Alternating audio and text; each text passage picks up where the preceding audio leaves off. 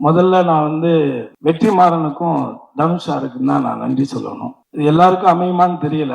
அவனை ஒரு நடிகனாக அடையாளப்படுத்திய வெற்றிமாறனும் அவனுக்குள்ள ஒரு திறமை இருக்கிறங்கிறத கண்டுபிடிச்சி நீ டைரக்ஷன் கத்துக்க, என் கூட இருந்து வேலையை கத்துக்கன்னு சொல்லி அவனை ஒரு புள்ள மாதிரி கூடவே வச்சிருந்து அவனுக்கு இயக்கத்தை கற்றுக் கொடுத்த தனுஷ், 2 பேரும் இந்த இடத்துல ஒன்னா இருந்து அவனுக்கு இப்படி ஒரு நிகழ்ச்சி நடத்துறதுங்கிறது இது எத்தனை பேருக்கு அமையும் அப்படின்னு எனக்கு தெரியல.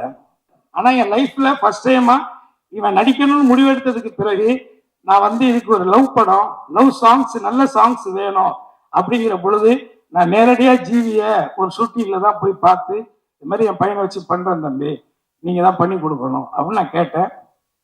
எனக்கு என்ன சம்பளம் கொடுப்பீங்கன்னு அவர் கேட்கல. இன்னைக்கு நீங்க என்ன சம்பளம் வாங்குறீங்கன்னு எனக்கு தெரியும், ஆனா நிச்சயமா என்னால் அதை கொடுக்க முடியாது.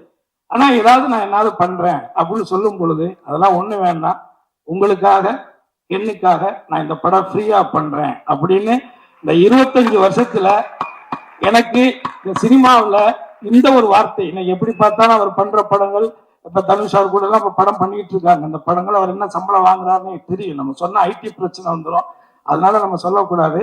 பட் இருந்தாலும் இது வந்து ஒரு வாழ்நாள்ல நம்ம வந்து அவருக்கு நன்றியோட இருக்கணும்.